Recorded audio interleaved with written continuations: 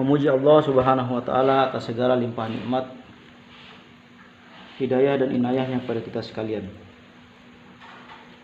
Salawat kita kirimkan kepada junjungan kita Nabiullah Muhammad sallallahu alaihi wasallam, nabi yang telah mengantarkan manusia pada kehidupan yang sesuai dengan kehendak Allah Subhanahu wa taala. Tentunya sesuainya tindakan dan dengan Quran dan sunnah Nabi sallallahu alaihi wasallam. Pada ayat 76 sampai 80 yang menjadi topik kita pagi ini adalah sesungguhnya kota itu benar-benar terletak di jalan yang masih tetap. Jadi mereka dibinasakan oleh suara yang mengguntur. Itu cara Allah menghabisi, cara Allah mengazab kaum Lut. Kejadiannya ketika matahari akan terbit. Ini waktu subuh. Yakni ketika matahari terbit, bahkan sampai matahari terbit. Peraksian ini dikemukakan dalam surat Hud tentang bagaimana Jibril mengangkat negeri mereka ke ketinggian langit, kemudian membalikannya dengan menjadikan bagian atasnya di bawah. Jibril menghujani mereka dengan batu supaya hukumannya memadai. Sebagaimana firman Allah, sungguhnya pada yang demikian itu benar-benar terdapat tanda-tanda bagi orang-orang mengambil petanda, yang mengambil pelajaran. Yakni bekas dari hukuman ini terlihat jelas di negeri itu bagi orang yang memikirkannya dan menjadikannya tanda baik dengan mata indera maupun mata hati. Seperti menurut Mujahid bahwa mutawassimin berarti orang-orang yang menjadikan firasat. Dikatakan pula bahwa kata itu berarti orang yang memperhatikan, mengambil pelajaran dan merenungkan. Ini yang dimaksud ini adalah tanda-tanda itu masih ada. Tadi disebutkan dalam tafsir dibacakan oleh Pak Inas. Termasuk tanda-tanda Fir'aun yang diabadikan oleh Allah Subhanahu wa taala juga masih ada. Serangkaian penemuan arkeologis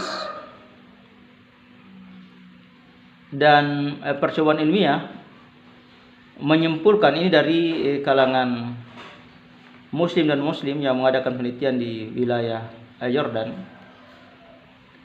Di sana memang disimpulkan hidup pada masa lalu di sekitar Laut Mati, yang kini itu wilayah itu perbatasan Israel dengan Yordan.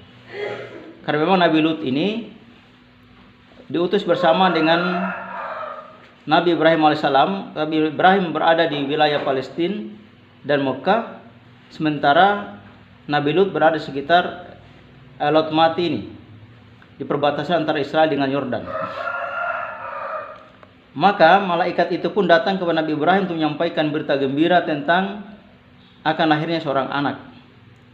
Itu pula yang menyampaikan berita buruk kepada Nabi Lut tentang akan diminasakannya kota itu.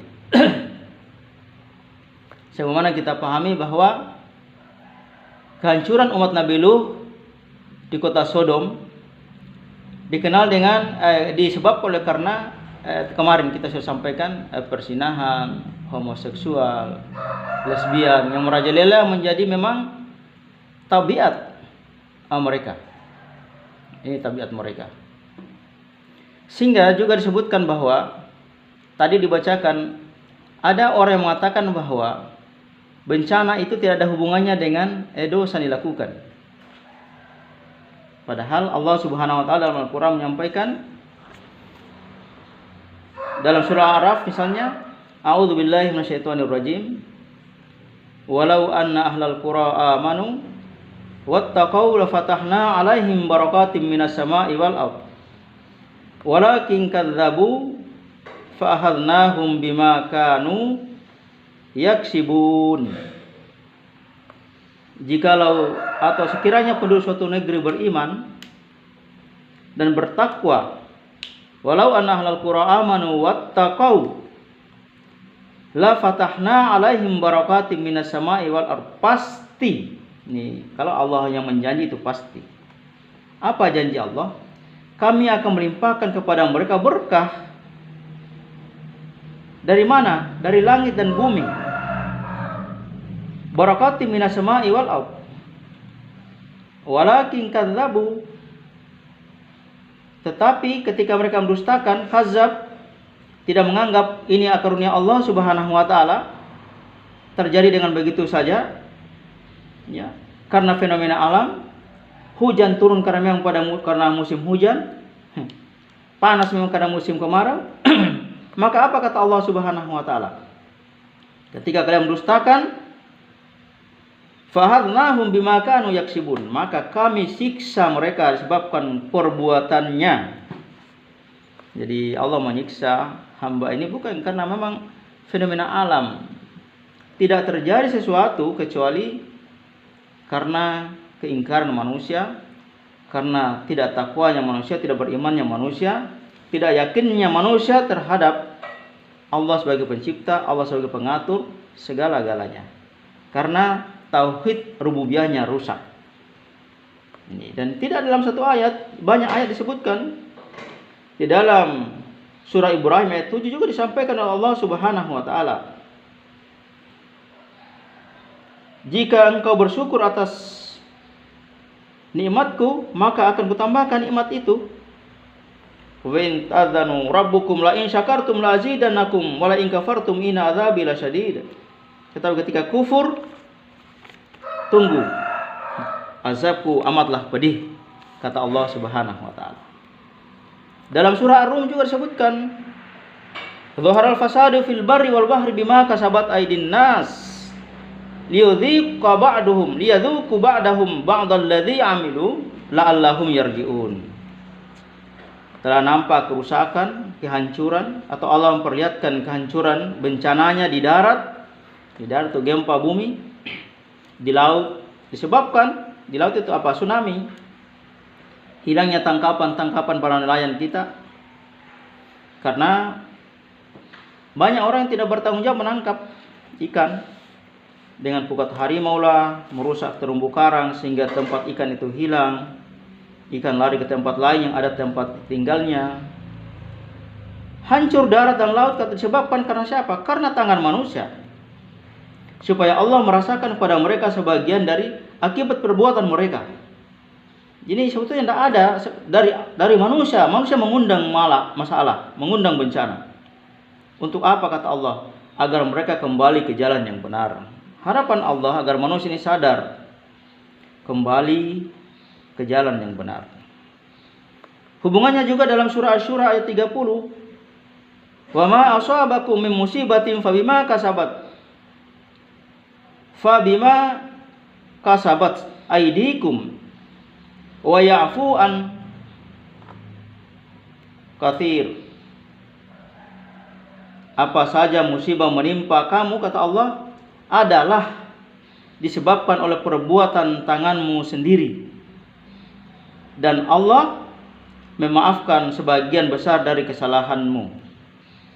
Jadi tidak tepat kalau ada orang mengatakan bahwa ini fenomena alam yang terjadi biasa saja. Kalau ada gempa, ada tsunami, ada ini, ada itu berdasarkan teori. Boleh saja, tapi Allah memberikan jawaban kepada kita sebagai muslim bahwa tidak terjadi sesuatu kecuali Allah kemudian ingin mengingatkan kepada manusia, hati-hati, karena itu akibat ulah tangan-tangan manusia itu sendiri. Saya kira ini yang kami tambahkan. Saya kira sudah jelas dibacakan oleh Pak Inas. Hanya kami tambahkan sedikit